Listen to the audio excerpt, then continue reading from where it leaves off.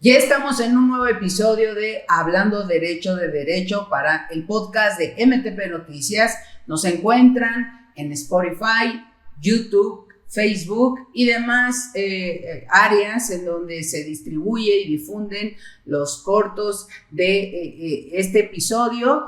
Y para recordar un poco, en el anterior tuvimos un temazo, ¿verdad? Que explotó, ¿verdad? Dirían por ahí, paren todo, puesto que hablamos de los delitos sexuales. Y hoy, recordando un poco ese tema, hablábamos de cómo es un delito sexual, no solo en la parte jurídica, sino en la parte pericial. Mencionábamos también cómo identificar la presencia de estos delitos con nuestras personas cercanas, nuestro entorno, y cómo irlo mencionando también desde la parte jurídica, cómo está clasificado los delitos de violación, abuso sexual, estupro, las penas, etcétera.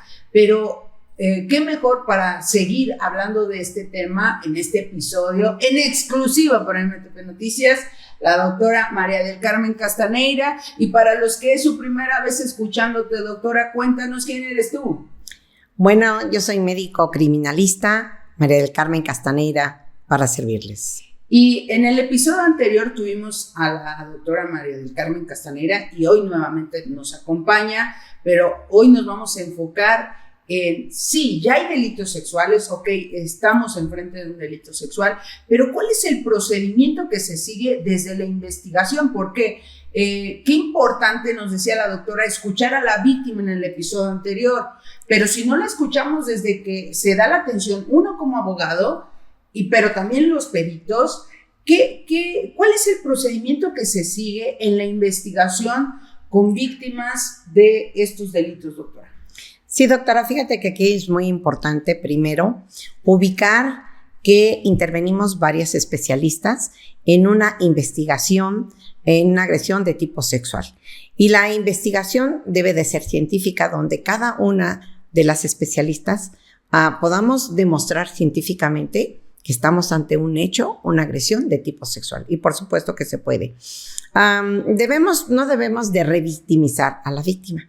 Entonces, por ejemplo, una entrevista se debe de realizar conjuntamente, en donde interviene un médico, el criminalista, el psicólogo, la trabajadora social, y que en una entrevista no pueden preguntar todo, solamente puede preguntar la psicóloga, y que en su momento, si el médico o en este caso el criminalista quiere preguntar algo, hacerlo por el conducto de la psicóloga y a lo mejor hacer unas anotaciones de qué es lo que quiero, qué es lo que queremos que nos comente, en este caso la víctima.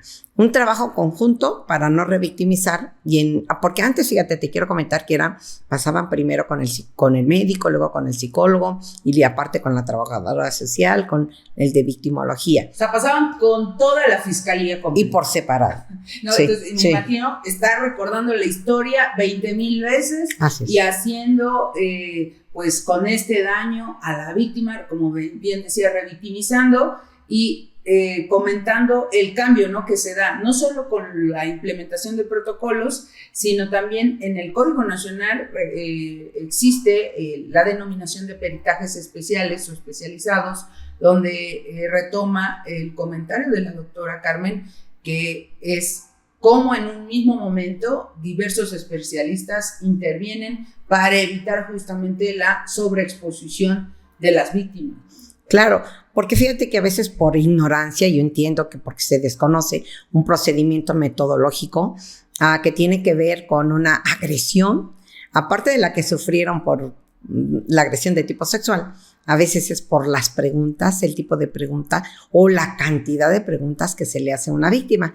Entonces, en conjunto, estamos todos, en este caso, cada una de las áreas está viendo el aspecto que le interesa que pregunte y que lo pueda aportar, en este caso, la víctima. Pero debe de ser por conducto de la psicóloga. Yo puedo querer preguntar, porque a lo mejor tiene que ver con una mecánica de los hechos, una lesión, y a lo mejor el hecho no fue tan reciente y nos puede proporcionar una víctima que, por ejemplo, le metió un dedo o que le metió el pene, como lo diga, nosotros para entonces ya fue revisado previamente por un médico. Entonces, antes de hacer una entrevista con el psicólogo, con el criminalista, el victimólogo, primero debe de pasar con el médico. Y el médico, una vez revisando el cuerpo, pues anatómicamente, como médicos sabemos, cuando hay una agresión de tipo sexual, que podemos detectar cuando es por una penetración de un pene o cuando fue introducido, utilizaron otro tipo de objeto, incluso el dedo, por las lesiones, doctora. Las lesiones que deja todo objeto que haya sido utilizado y penetrado en la víctima, que puede ser masculinos o femeninos, podemos detectar, de acuerdo a las lesiones, qué objetos pudieron utilizar, porque hay ocasiones que la víctima no sabe qué es lo que le metieron. Por ejemplo, puede estar llorando, incluso un adulto, Un adulto puede estar llorando porque siente que le metieron algo, pero no sabe qué es. Entonces, cuando nosotros revisamos, el médico revisa anatómicamente, el cuerpo nos está avisando de acuerdo a las lesiones o las cicatrices, porque a lo mejor el caso no fue tan reciente, pero podemos encontrar cicatrices que nos orientan por su forma, por sus diámetros, por la ubicación de la lesión o la ubicación de la cicatriz, nos orienta qué tipo de objeto se puede utilizar. Y ahí entra una mecánica de las lesiones, doctora, entra la parte médica. Ahorita que mencionabas, apreciada doctora, de cómo pudo haber sido introducido cualquier objeto, por ejemplo, en una violación, ¿qué tan importante es para todos nuestros seguidores y nuestras seguidoras que identifiquen esto que nos comparte la doctora Carmen? ¿Por qué? No solo desde el ámbito jurídico, sino en la investigación, lo que hacen los servidores públicos, por lo siguiente, porque muchas personas creen que yendo con el Ministerio Público, imaginemos este escenario, la víctima llega llorando y demás de una violación, le dice el Ministerio Público, sufrí esto, aquello, y debe ser canalizada con los especialistas. Bueno, le van a pedir documentación de identificación como INE, otros documentos, información que revele eso. Qué importantes son esas primeras actuaciones, esos primeros actos de investigación. Lo menciono porque, doctora, qué importante es que la víctima trate de no cambiar nada de ropa, de no bañarse, de no hacer alguna alteración a posibles indicios que se puedan perder, ¿no? Así que me gustaría nos compartieras justamente la importancia de esas primeras actuaciones que realizan los servidores y las servidoras públicas en la investigación de los delitos. Fíjate que es un tema sumamente importante y muy delicado, y a nivel nacional sí se han cometido errores porque están plasmados en los dictámenes, en una Doctora, carpeta de investigación. Le están resumiendo los oídos a los servidores públicos ahorita. Es que te quiero decir que la víctima tiene una esperanza cuando va con un funcionario, con un ministerio público o con un perito, en cualquiera de sus áreas, tiene la esperanza que lo escuchen y que lo ayuden. Entonces, nuestra obligación es primero, en este caso hablemos de todos los funcionarios, nuestra prioridad es nuestra víctima, escucharla, hacerle caso, y entran las especialidades de cada uno de nosotros. Por ejemplo, el médico no solamente se va a ir con una lesión, hay que revisar el cuerpo. A partir de una lesión y el tipo de delito sexual, sabemos que podemos encontrar indicios que puede tener la víctima, que puede decir, ya me bañé. Pero si una víctima ya la agredieron una vez, 2 veces, 3 veces, y llega las 3 veces, y las 3 veces nos dicen, pero ya me bañé, y cuando desde la primera vez, pues no le vamos a decir no se bañe, pero si la segunda me dice, ya me bañé, la tercera ya me bañé, ¿qué es lo que está pasando? Ya nos está indicando que algo pasa ahí, pero no importa, para eso estudiamos. Y entonces, aunque se hayan bañado, entran métodos y técnicas que podemos utilizar para tomar muestras y demostrar científicamente, 1, si fue una agresión de tipo sexual, 2, si fue reciente, y 3, lo más bonito, quién lo realizó. ¿Cómo sabemos quién realizó el hecho o quién está involucrado científicamente? Pues para eso entran las diferentes ciencias forenses, pero de entrada el médico legista el médico forense, el médico en general, sabemos que hay un intercambio de indicios. Cuando hay tocamientos o directamente el cuerpo tiene contacto con otro, va a dejar algo.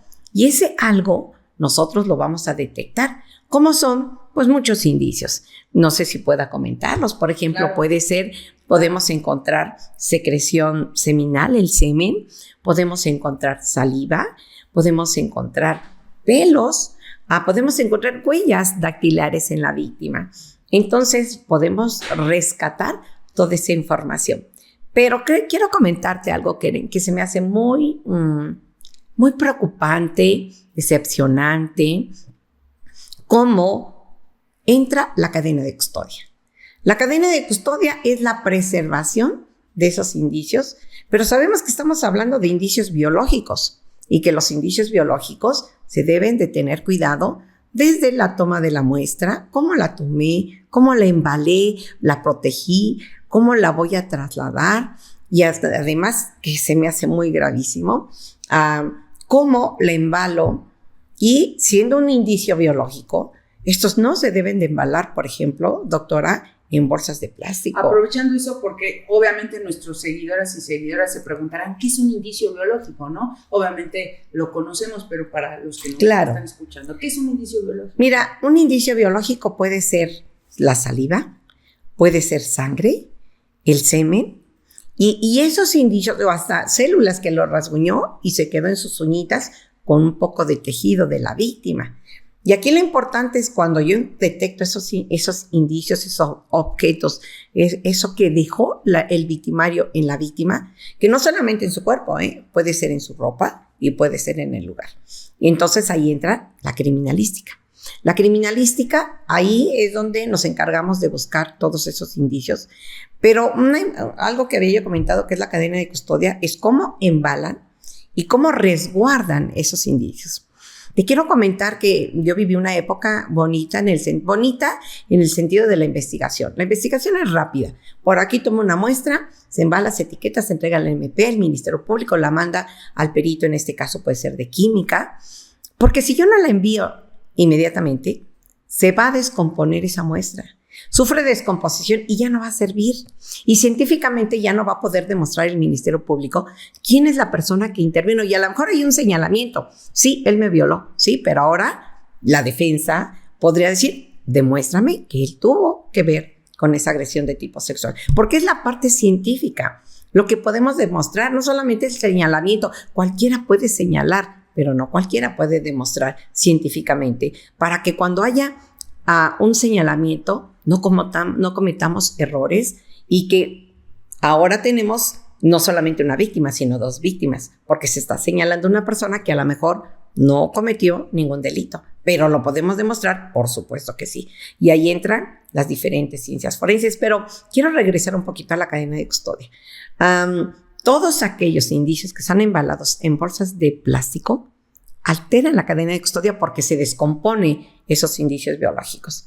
Y esto sirve que cuando llega con un perito químico, el perito químico va a decir, pues ya está en estado de descomposición, ya no puede hacer nada. Y entonces ahora MP, ¿cómo vamos a demostrar científicamente que esta persona que está detenido, que ya lo señalaron, o que a lo mejor lo están buscando, cómo vamos a demostrar que él fue?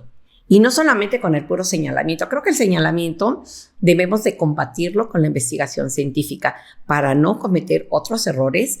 Y ahora ya no hay una víctima, ahora son dos víctimas. Porque a lo mejor la persona que está señalada no cometió el delito.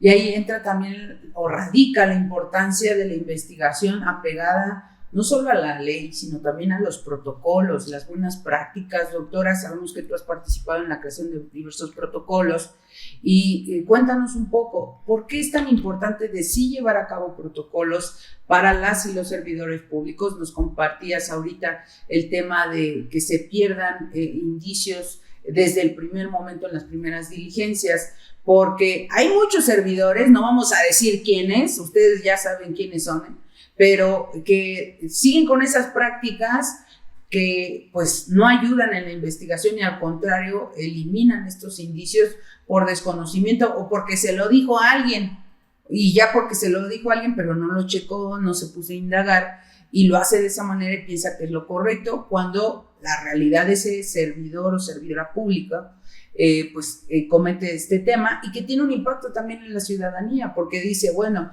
yo tengo el derecho a la verdad, a que se me diga quién fue y todo, pero señalamos a veces a personas que ni siquiera participaron y buscamos a un responsable, pero no buscamos la verdad, que es diferente. Buscar a un responsable a buscar la verdad. Buscar la verdad es realmente el indagar, y el responsable a veces es nada más señalar y decir, esa persona lo hizo, cuando ni siquiera es el responsable. Y la importancia de esto que nos comentas, apreciada doctora, porque enlazar lo que nos decías, las primeras indagatorias, los primeros actos que realizan los peritos, de la mano con la investigación eficaz, pero también con cadena de custodia, pero también con el conocimiento de qué debo hacer, ¿no? Porque a lo mejor ya tengo todo sobre la mesa, pero no tengo el conocimiento.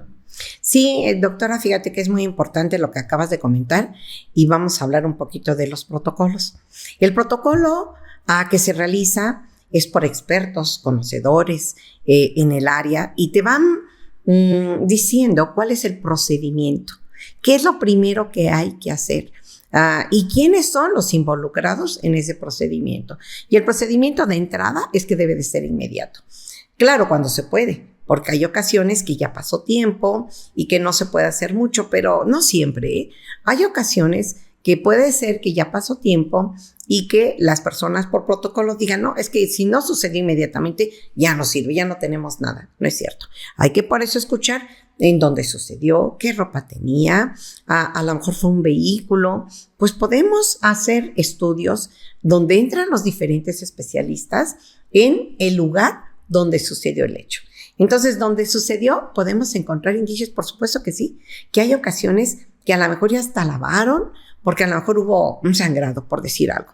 Pero ahí las personas limpiaron, le pusieron cloro, todo quedó muy limpio. Pero entran dentro de las especialidades, podemos manejar técnicas, métodos que están establecidos en los protocolos, que dependiendo de los datos que está proporcionando la víctima, podemos aplicarlos. Es precisamente cómo puedo aportar esos conocimientos, esos datos para el investigador, Ministerio Público.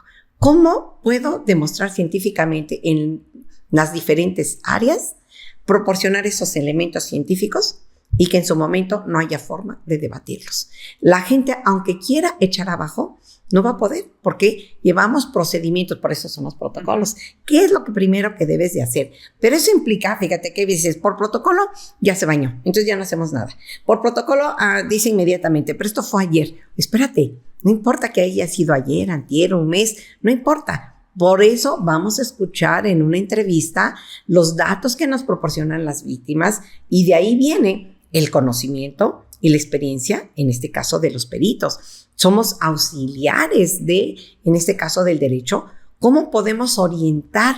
No importa, escucha a la víctima y entonces tú orientarás en cuanto al procedimiento. Acaba de decir algo que me taladró mucho, porque sí los hay, ustedes saben quiénes son, no voy a decir quién, nombres, pero servidoras y servidores públicos que obviamente con desconocimiento o con muchas otras cuestiones, y ahí entra violencia institucional, que dicen, ya no te voy a realizar ningún dictamen porque a mí no me consta si realmente eso pasó, puesto que eso fue ayer de acuerdo a lo que me dices, así que no lo voy a hacer. O la otra dicen, eso pasó ayer y por tal motivo no creo que haya ocurrido. O sea, qué grave, puesto que unas lesiones derivadas de la imposición de una violación, dice, le resta credibilidad a la víctima solamente porque, bueno, es que no vino inmediatamente a los 10 minutos de que ocurrió. Qué grave,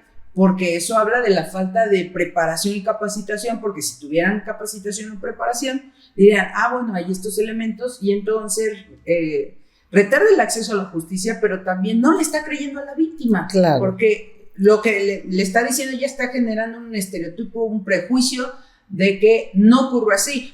¿Quién no me dice que tú te golpeaste y sí tuviste relaciones sexuales, pero no de cómo me los dices? Ya ahí se está generando obstáculos en la investigación, apreciada doctora. Claro, porque fíjate, de entrada, que no te están creyendo, pero aparte te están ofendiendo. Claro. El decir, ¿y por qué no viniste luego?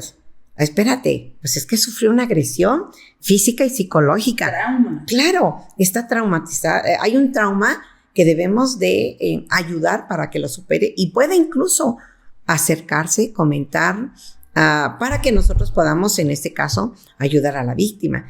Y yo te comentaba anteriormente, es un trabajo multidisciplinario, donde no solamente vamos a encontrar un indicio, podemos encontrar varios, pero en equipo es cuando está el compromiso científico de la investigación, de que voy a representar a la víctima y vamos a hacer todo el procedimiento, conocimientos que podemos compartirlos en el momento conjuntamente y poder hacer un bonito equipo.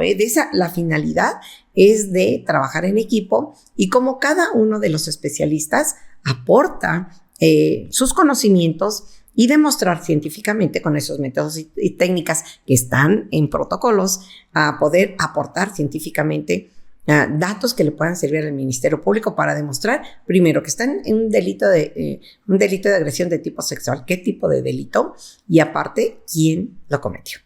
Y con esto que nos menciona, los protocolos, recordándole al público que los protocolos son estas prácticas, estas herramientas, documentos, lineamientos para las y los servidores públicos que deben seguirlos, son de observancia y que no solo están en el ámbito federal, local, la Corte ha hecho algunos protocolos de temas de perspectiva de género, investigación en delitos sexuales, la Fiscalía General de la República también, enfocadas no solo a los juzgadores, sino también a los ministerios públicos, a los peritos, a los investigadores, para evitar pues se vulneren derechos de las víctimas, pero también evitar se pierdan estos indicios que razonablemente tendrían que conservarse.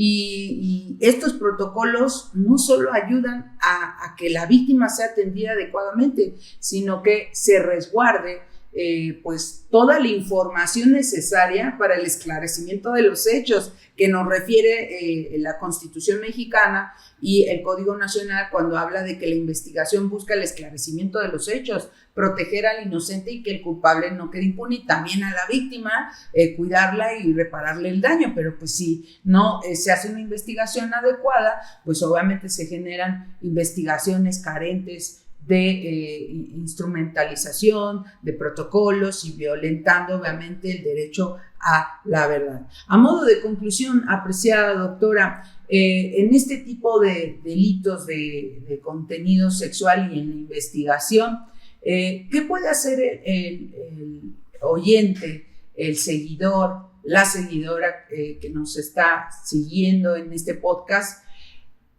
para, si recibe, o mejor dicho, si está presentando esta conducta, este delito, saber qué hacer en estos casos ante la autoridad? Es decir, porque a veces hasta la propia ciudadanía está más informada que los servidores públicos, que hasta le dicen, oye, no me hagas esto porque si no se va a perder el indicio, ¿no?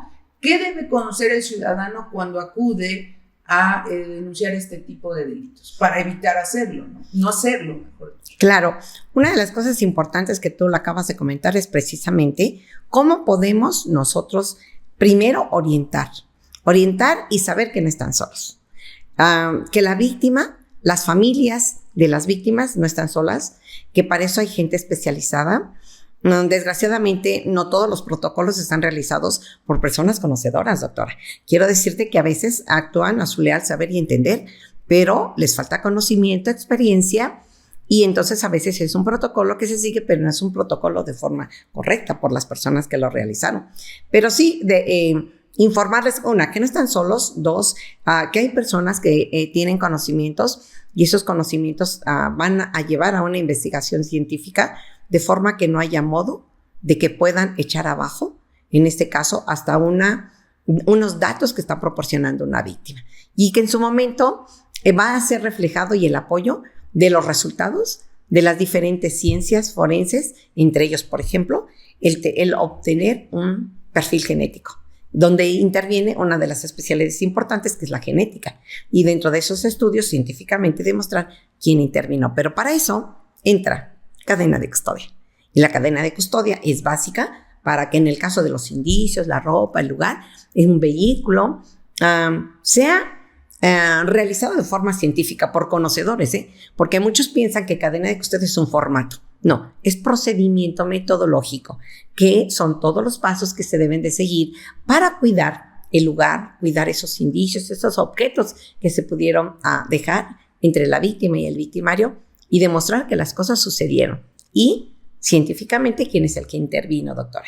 Y con esta conclusión nos deja, con muchos otros temas, por ejemplo, en el caso de que llegamos hasta un feminicidio, ¿no? Cómo este tipo de delitos sexuales pueden impactar hasta en otro que pueda ser que derivado de una violación se llegó a un feminicidio, y ahí entran las razones de género respecto de este delito, y que estoy segura que en muchos casos te has de haber encontrado de este tipo de delito como el feminicidio muchos indicios, rastros sobre delitos de contenido sexual, ¿verdad, doctora? Así es, doctora. En su momento comentaremos, por supuesto, que es muy amplio, pero ¿sabes qué? Ahí es donde, digamos que metodológica y científicamente podemos llegar a una buena investigación. Ojalá que nos acompañe en otro episodio de Hablando de Derecho, pero ahora hablar del feminicidio. Quedas invitada, apreciada doctora, porque nos quedamos a medio, ¿verdad? En el segundo platillo y ya queríamos más y más y más, pero por el momento justamente tenemos que ir cerrando este episodio, puesto que nuestros seguidoras y seguidores saben que tenemos un episodio cada semana, y así también queden convidados para otro episodio más de Hablando de Derecho. Y desde el ámbito jurídico, recordemos que la investigación no de los delitos se tiene que hacer de manera diligente, no porque sea una buena intención, sino es una obligación de las autoridades establecida no solo en la Constitución, en el artículo 21, sino también en los códigos procesales, como es el Código Nacional, que establece que la investigación debe hacerse libre de estereotipos, de manera clara, agotando todas las líneas de investigación, de manera leal, objetiva, agotando todo, justamente para tratar de esclarecer, de llegar al punto en donde se sepa realmente lo que ocurrió, y que las personas, no solo las víctimas, sino también el probable responsable, tengan la certeza de que se hizo una investigación profesional exhaustiva, como dice la legislación, y no que se quedaron puntos en el tintero del hubiera, y si se hubiera hecho este acto de investigación, y si se hubiera respetado cadena de custodia, y si se hubiera respetado los primeros actos en la entrevista, seguramente hubiéramos tenido mejores resultados. La importancia de la investigación desde el inicio es el resultado de lo que nos pueda arrojar en un juicio, con independencia de que sabemos que hay análisis de contexto que la Corte ha retomado en sus protocolos en este tipo de delitos, y que son importantes retomar para no dejar la idea de que si ya pasó tiempo ya no se puede denunciar o no se va a hacer nada, ¿no? Ya nos dijo la doctora, sí se puede encontrar elementos suficientes para esclarecer el hecho, y obviamente que el culpable no quede impune. Así que este fue un episodio más de Hablando de Derecho para el podcast de MTP Noticias. Así que sigan a la doctora Carmen Castanera en sus redes sociales. Por favor, Facebook tienes, ¿verdad? Sí. Así que váyanse a seguirla. Su servidora Karen Reyes, tu abogada, también. Nos pueden seguir en las redes de MTP Noticias para que se enteren de este y otros episodios más en las plataformas digitales. Hablando de Derecho. Nos vemos en el siguiente episodio. Gracias.